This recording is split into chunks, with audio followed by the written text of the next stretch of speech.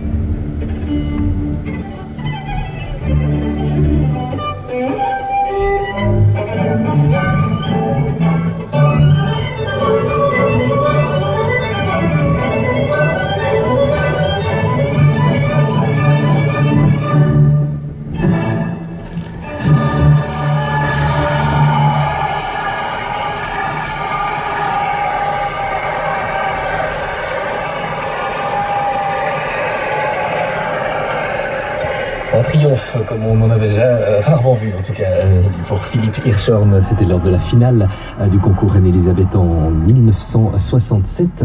Et je vous rappelle donc que ça fait 20 ans tout juste qu'il est parti.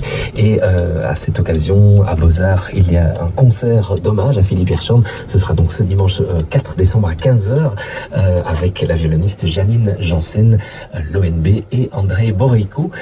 Et les deux, voilà, il y a aussi deux gagnants qui ont été tirés au sort parmi les personnes qui ont participé à notre concours. Elles vont être prévenues par SMS d'ici quelques minutes. Musique 3, l'Odyssée. Et on va poursuivre avec un extrait de notre CD de la semaine, Joseph Jongen et quelques pièces représentatives de son travail en musique de chambre. C'est l'ensemble Oxalis, emmené par Shirley Loeb, qui est aux commandes de cet album, et on les écoute dans un extrait du concert à 5, un extrait empreint d'une certaine sérénité.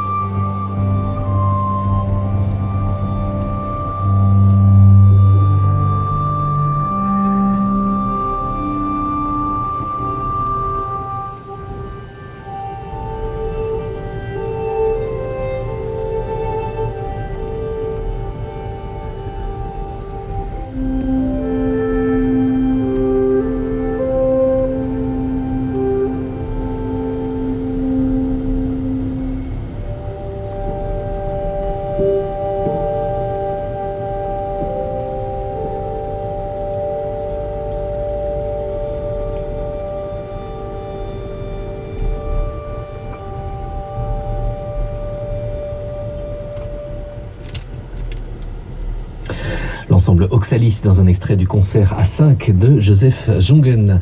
Cap sur la Russie à présent, où l'on retrouve un Tchaïkovski à une période qui n'est pas des plus heureuses pour lui. Nous sommes en 1878 et un an plus tôt, Tchaïkovski, pour faire taire les rumeurs sur son homosexualité, s'était marié et il avait un peu pris la première venue. Ce mariage est un échec évidemment. À cela on rajoute un autre échec, celui de son ballet Le Lac des Cygnes. Et on retrouve donc un Tchaïkovski éprouvé mais qui trouve son réconfort, mais comme beaucoup d'autres compositeurs, dans son travail, dans sa musique. Et c'est à cette époque, comme pour braver le mauvais sort, qu'il compose sa grande sonate pour piano.